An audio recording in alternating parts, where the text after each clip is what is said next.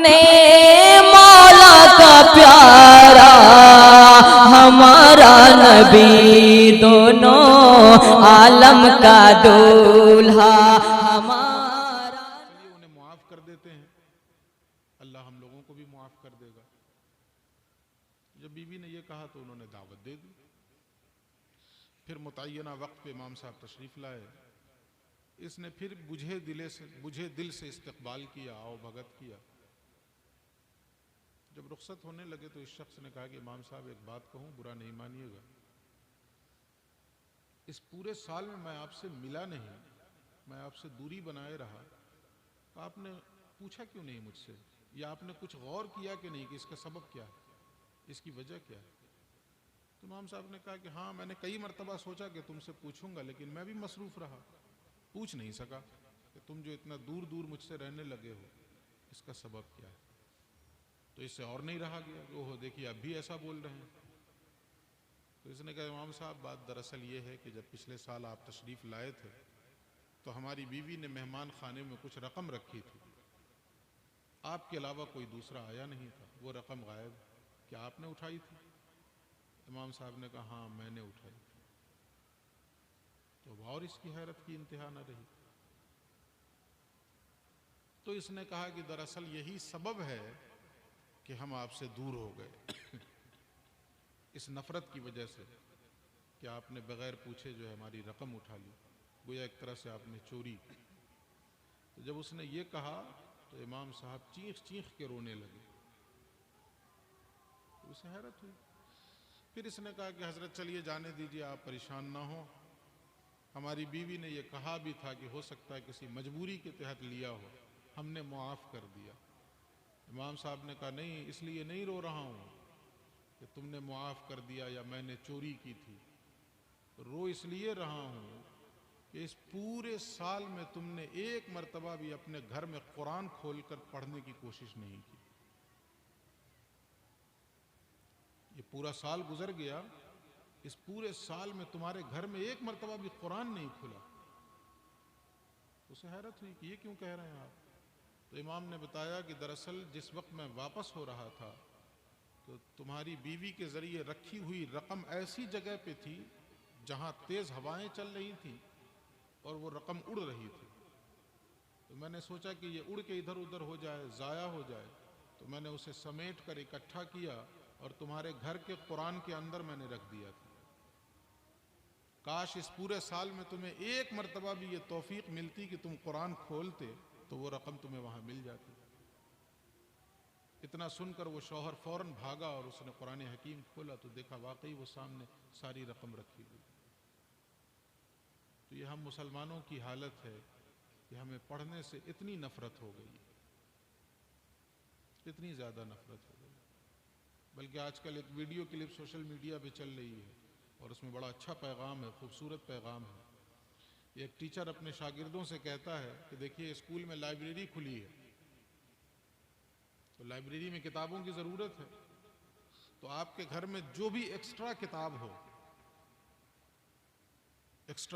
जो आपकी ज़रूरत की नहीं हो, जिसको आप लोग नहीं पढ़ते हो, अपने गार्जियन से पूछकर, अपने पेरेंट्स से पूछकर वो किताब लाकर स्कूल की लाइब्रेरी में दे दें, ताकि स्कूल की लाइब्रेरी में किताबों का ज़ख़ीरा जमा हो जाए।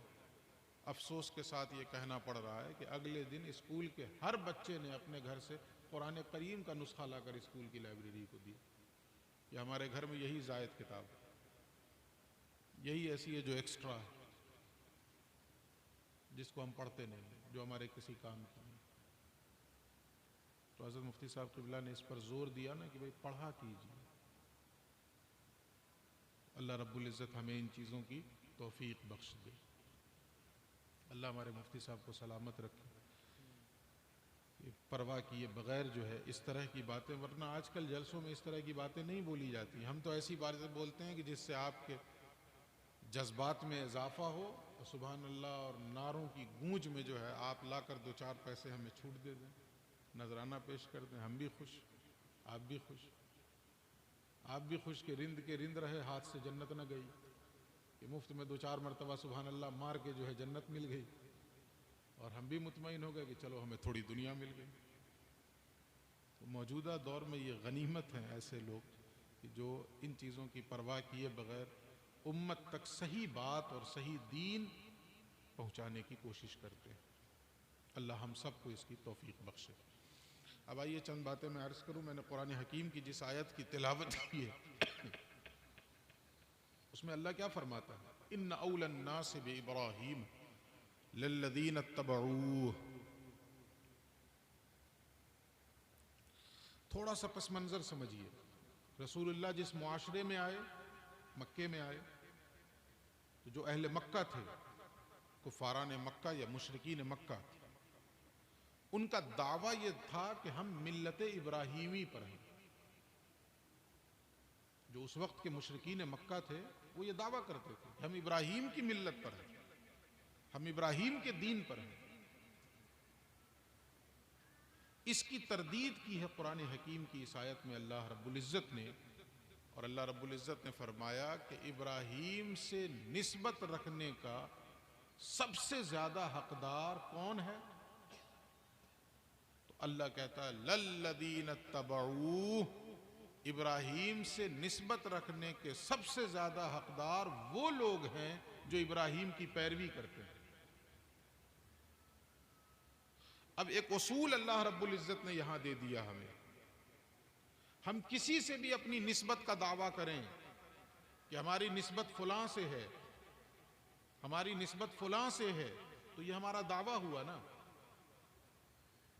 अल्लाह के यहां वो निस्बत कब मानी जाएगी कि हाँ वो निस्बत है भी या नहीं है? तो अल्लाह रब्बुल इज़्ज़त ने उसके लिए एक उसूल दिया कि जिससे भी निस्बत का तुम दावा कर रहे हो, वाकई उससे निस्बत तुम्हें हासिल है या नहीं है, अगर इसका पता लगाना है तो उसका टेस्ट कैसे होगा? तो अल्लाह फरमाता ये देखो कि जिससे निस्बत का दावा कर रहे हो उसकी पैरवी तुम्हारी जिंदगी में है या नहीं। अगर पैरवी है तब तो निस्बत का दावा दुरुस्त है, और अगर पैरवी नहीं है तो हकीकत मानों में तुम्हारी उनसे निस्बत है ही नहीं।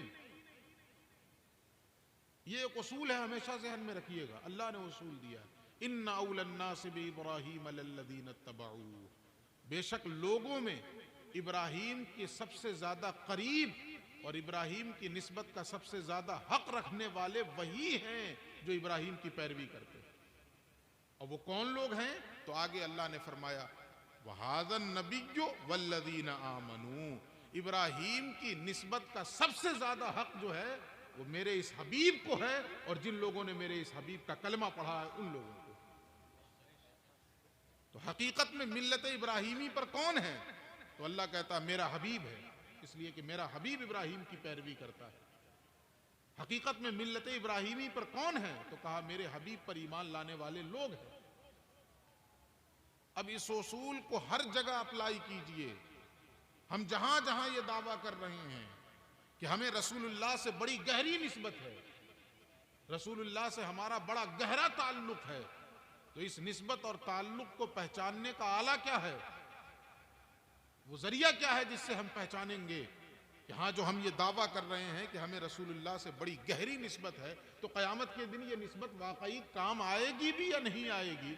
इसको पहचानने का एक ही जरिया है, क्या? हम ये देखें कि रसूल की जिंदगी और रसूल के तरीके की पैरवी हम अपनी जिंदगी में कर रहे हैं कि नहीं कर रहे। अब हमारा ये दावा है कि हमें हुजूर गौसे पाक से निस्बत है, ये दावा है ना। उसी निस्बत के इजहार के लिए हमने प्रोग्राम सजाया है।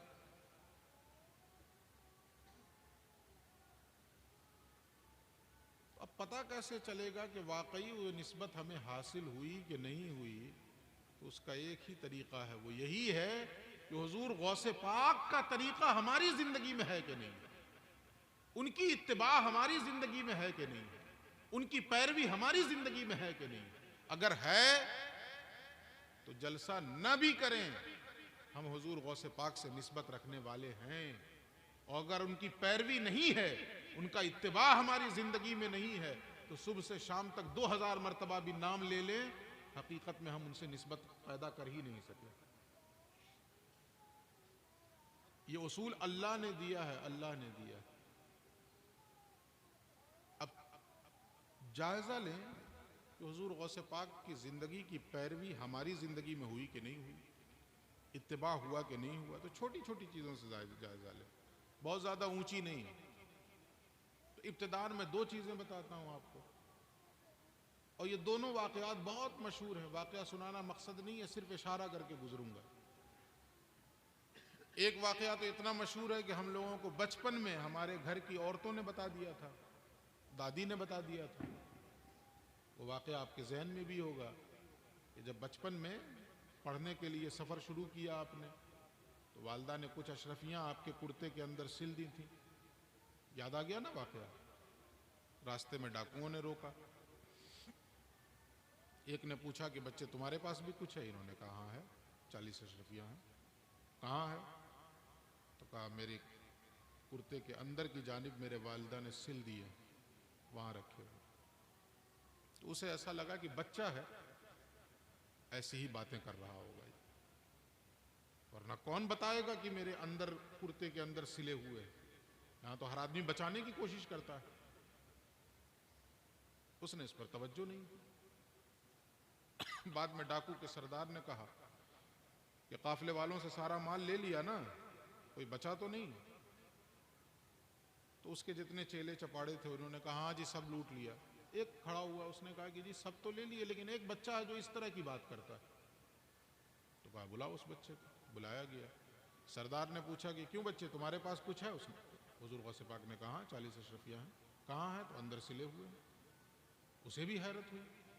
कहा फाड़ के देखो। फाड़ के देखा गया तो वाकई वो 40 अशरफियाँ मौजूद थी। बिलखीर उसने पूछा कि आखिर वजह क्या थी? तुम चाहते तो इसे छुपा ले जाते, हमारे तो वहमो गुमान में भी ये ना होता। एक तो बच्चा, ऊपर से अंदर छुपी हुई है वो, तो बच्चे की तो वैसे भी हम तलाशी न लेते, और अगर लेते भी तो हमारी नज़र वहाँ तक नहीं पहुँच पाती जहाँ तुम्हारे पैसे रखे हुए थे। तो तुम चाहते तो छुपा सकते थे, मगर उसके बावजूद तुमने छुपाया क्यों नहीं? तो आप जानते हैं कि हुजूर गौसे पाक ने जवाब दिया कि चलते वक्त मेरी वालिदा ने नसीहत की थी कि बेटा कैसे भी हालात पैदा हों झूठ मत बोलना। तो मैं अपनी वालिदा की उस नसीहत पे अमल करने की गरज से मैंने झूठ बोलना मुनासिब नहीं समझा, और जो हक बात थी वो मैंने सामने आपके रख दी। बिलखीर ये कि उसने तौबा किया, और न सिर्फ उस डाकुओं के सरदार ने बल्कि पूरी जमात ने तौबा कर लिया। अब यहाँ पे सोचने की चीज़ ये है, पूछिए मुफ्ती साहब क़िबला से, ऐसे मौके पर झूठ बोलना तो जायज़ है जब यकीन से मालूम हो कि माल का ज़िया हो रहा है या जान का ज़िया हो रहा है। मकासिद शरीयत में हिफ्ज़ जान भी है और हिफ्ज़ माल भी है। ये मकासिद शरीयत में है। शरीयत का मकसद क्या है?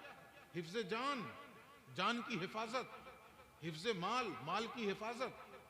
अगर जान पर बन आवे और यकीन हो या ज़न्ने गालिब हो कि सामने वाला हमारी जान ले लेगा, अगर एक झूठ से जान बच सकती है तो बोल के अपनी जान बचाओ, रुखसत है। हाँ, अजीमत यह है कि ऐसे मौके पर भी जान दे दी जाए मगर खिलाफ शरा कोई अमर अंजाम न दिया जाए, वो अजीमत है। मगर रुखसत यह है कि जान बचा लो अपनी। इसलिए मसला फ़ुक़हा ने बताया, उलमा ने बताया कि शराब पीना हराम है, सूअर खाना हराम है, लेकिन अगर किसी की जान पे बनावे, इतना प्यासा हो, इतना प्यासा हो कि अब जान चली जाए, उसकी रूह परवाज हो जाए और उसके पास पीने के लिए कुछ भी नहीं है सिवाय शराब के, तो फ़ुक़हा फरमाते हैं इतनी पीने की इजाज़त है जिससे उसकी जान बच जाए, इससे ज़्यादा नहीं, उससे ज़्यादा पीने की इजाज़त नहीं है। सिर्फ जान बचाने की मिक़दार के बराबर पीने की इजाज़त है। ये ना हो कि अब इजाज़त मिल गई है तो पूरी बोतल पी जाए, नहीं, सिर्फ जान बचाने की मिक़दार की जिससे जान बच जाए। इसी तरीके से जो खाना हराम हो, जान के लाले पड़ जाएं तो इतनी मिक़दार में उसका खाना जायज़ है कि जिससे जान बच जाए। इसी तरीके से जब माल के ज़िया का ख़तरा हो, यकीनी ख़तरा हो या ज़न्ने गालिब हो कि माल ज़ाया हो जाएगा, तो ऐसी कंडीशन में अगर सामने वाला जालिम है, चोर है, उचक्का है, कनपट्टी पे उसने बंदूक रख दिया और पूछ रहा है कि कुछ है तुम्हारे पास, और हमारे पास पैसे पड़े हों, माल पड़ा हो, अगर हमें ऐसा लगे कि अगर एक झूठ बोल दूंगा तो मेरा माल बच जाएगा, तो ऐसी सूरत में इजाज़त है, रुखसत है कि वो चाहे तो ये झूठ बोलकर अपने माल को बचा ले। हाँ, अजीमत उस वक्त भी यही है कि झूठ ना बोले।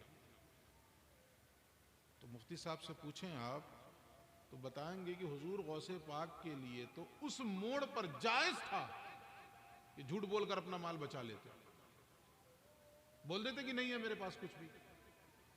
लेकिन ऐसे आलम में भी आपने रुखसत पर नहीं, अजीमत पर अमल किया और अपना माल तो जाने दिया, मगर वालिदा की हुई नसीहत को फरामोश नहीं किया। जब जायज था तब भी आपने झूठ नहीं बोला। हम तो उन मकामात पे झूठ बोलते हैं जहां झूठ बोलने की जरूरत भी नहीं होती है।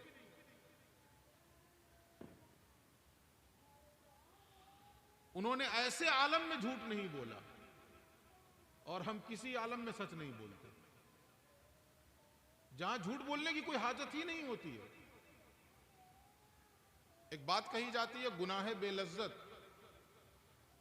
एक तो वो गुनाह है जिसमें लज्जत मिले, एक वो गुनाह है जिसकी कोई लज्जत ही नहीं है। मिसाल के तौर पे आप 1 रुपया चोरी कर ले, किसी के घर गए, देखा टेबल पे 1 सिक्का पड़ा, उसको चोरी कर लिया, उससे क्या मिला आपको? 1 गुटखा भी तो नहीं मिलेगा, वो भी आजकल 3-4 रुपए का हो गया है। 1 पान भी तो नहीं मिलेगा। किसी फकीर को भी दीजिएगा तो वो भी मार देता है मुंह पे, चलो तुम ही रख लो मेरी तरफ से। तो वो 1 रुपए चोरी करके क्या हुआ? कुछ भी नहीं। तो ये वो गुनाह है जिसका कोई लज्जत नहीं है। हमारी हालत इस वक्त यही है कि हम जिंदगी के ऐसे मौके पर झूठ बोलते हैं जहां झूठ बोलने की ना कोई जरूरत होती है और ना झूठ बोलने का कोई फायदा मिलता है। हमारी सुबह की इब्तिदा झूठ से होती है, इब्तिदा झूठ से होती है। हैं बिस्तर में कंबल ओढ़े सो रहे हैं, फोन की घंटी बजी, फोन उठाया, तो जहां हम जॉब करते हैं या काम करते हैं, उसने पूछा कहां हो यार? तो होते कंबल के अंदर हैं, बोलते हैं बस बस निकल रहा हूं। तो उससे क्या मिला आपको? तनख्वाह बढ़ गई उससे? ये झूठ बोलने से क्या तनख्वाह बढ़ी? जब पहुंचने के बाद उसने शाबाशी दी कि हाँ बहुत अच्छा किया, सुबह से उठे हुए थे तुम। कुछ नहीं, वो तो डांट वैसे भी पड़नी है, कहां थे बे इतनी ताखीर की। ये वो गुनाह है जिसमें कोई लज्जत नहीं, जिसका कोई फायदा नहीं। तो हम हुजूर गौसे पाक से निस्बत का दावा तो करते हैं, हुजूर गौसे पाक से अकीदत और मोहब्बत के दावे तो हम करते हैं, लेकिन मेरे अमल और हुजूर गौसे पाक के अमल में बोदल मशरिकैन है, जमीन और आसमान का फर्क है। उन्होंने माल के ज़िया होने के वक्त भी झूठ बोलना गवारा नहीं किया, और हमें तो कोई फायदा नहीं हो रहा मगर उसके बावजूद झूठ बोलते, चलते फिरते झूठ बोलते।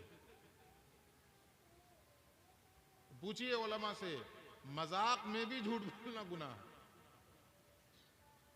मजाक में भी झूठ बोलना गुनाह है, और सगीरा नहीं कबीरा गुनाह है। ये नहीं कि छोटा वाला गुनाह है जिसको हम लोग समझते हैं बोलते रहो ना, क्या फर्क पड़ता है, थोड़ा बहुत हो भी जाएगा तो क्या हो जाएगा। वो सगीरा गुनाह नहीं है, गुनाह कबीरा है। अब ईमानदारी से बताएं, इस एक वाक़े की रोशनी में, बहुत ज्यादा पूरी जिंदगी का जायजा ना लें हुजूर गौसे पाक की, सिर्फ इस एक वाक़या जो हम सबको याद है और जो हम सब बयान भी करते हैं, दूसरों को बताते भी हैं, इस एक वाक़ये की रोशनी में अपना अपना मुहासिबा कर लें और जायजा ले लें तो हम खुद किस नतीजे पर पहुंचेंगे। क्या इतनी सी भी निस्बत है हमारी हुजूर गौसे पाक से? इतनी सी भी निस्बत है? ये ज़बानी जमा खर्च काम नहीं आने वाला है क़यामत के दिन। साफ लफ्जों में सुन लीजिए, अल्लाह ने उसूल दिया है, इन्ना उलन्नास बिइब्राहीम लल्लज़ीना तबऊ। इब्राहीम की निस्बत का सबसे ज्यादा हकदार तो वो है जो इब्राहीम की पैरवी करता है। तो इस उसूल को हर जगह अप्लाई करना होगा। सैयदना शेख अब्दुल कादिर जिलानी की निस्बत का सबसे ज्यादा हकदार वो है जो उनकी पैरवी करता है। इसी तरीके से एक दूसरा वाकया है उनकी जिंदगी का, और रिवायतों में तो दोनों बातें आती हैं कि वालदा ने जो है 2 नसीहतें की थी। बास तारीख की किताबें 2 नसीहत का जिक्र करती हैं। एक नसीहत यही थी कि वालदा ने चलते वक्त कहा था कि बेटे अब्दुल कादिर, जिंदगी में चाहे जैसे भी हालात पैदा हो जाएं, चाहे जैसी मुश्किल घड़ी आ जाए, झूठ ना बोलना। और एक नसीहत और बास किताबों में उसका जिक्र मिलता है। वो नसीहत क्या थी?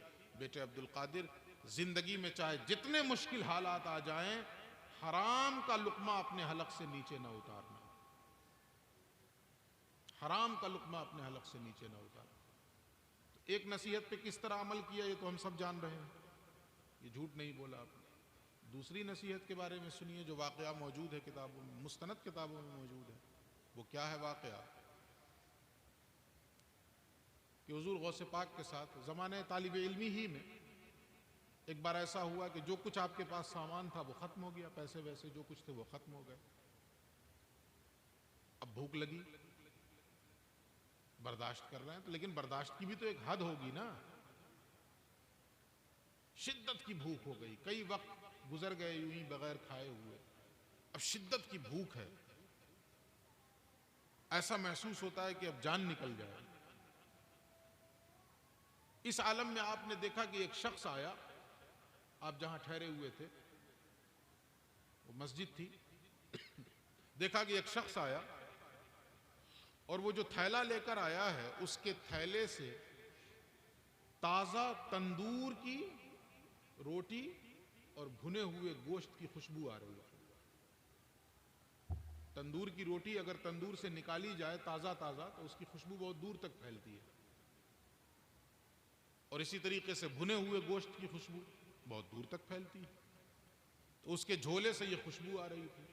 अब आप अंदाज़ा करें, यहां तो भरा पेट भी आदमी रहता है, ढक्कन खुल जाए, वो तो घर से खा पी के भी आता है, और फिर भी वलीमे में ढक्कन खुल जाए तो अंदर हलचल मचने लगती है कि कब मिल जाए। तो वहां तो भूखे थे और कई वक्त के भूखे थे, तो क्या आलम हुआ होगा। हम तो किसी घर के करीब से गुजरते हैं और उस घर से अच्छे खाने की खुशबू आ जाती है तो मुंह में पानी आ जाता है। और हुजूर गौसे पाक के साथ कई वक्त के भूखे हैं और भुने हुए गोश्त की और ताज़ा तंदूर की रोटी की खुशबू आ रही थी, तो दिल के अंदर तो हलचल हुई होगी ना। और फिर वो शख्स आया, एक किनारे बैठा और उसने वो खाना निकाला और हुजूर गौसे पाक से कहता, आओ बच्चे तुम भी मेरे साथ खाने में शरीक हो जाओ। बाप अंदाजा करें कि अब क्या कैफियत रही होगी। खुद फरमाते हैं कि दिल तो चाहा कि फौरन चला जाऊं, चूंकि भूख से निढाल हो चुके थे। इरादा किया कि उठूं, जाऊं, खाऊं, लेकिन फिर फौरन मां की नसीहत याद आई। तो दिल में ख्याल आया कि ये अजनबी शख्स है, मैं इसे जानता नहीं हूं कि ये कौन है। ये जो खाना खाने बैठा है और ये जो खाना लेकर आया है, क्या पता ये हलाल का है कि हराम का है। और फिर यहां पे मैं अर्ज करूंगा कि आप मुफ्ती साहब से पूछें, यहां भूख की ऐसी शिद्दत थी कि जान के लाले पड़े थे। उस वक्त तो इजाजत थी और वो भी यकीन से तो नहीं मालूम था ना कि हराम का है। यहां तो कुरेदने की भी हाजत नहीं थी, चुपचाप बैठ जाते, खाना खा लेते, बात खत्म है। वो हराम का था तो वो सामने वाला मुजरिम होता कि उसने हराम के खाने पे बुलाया। भाई आप हमको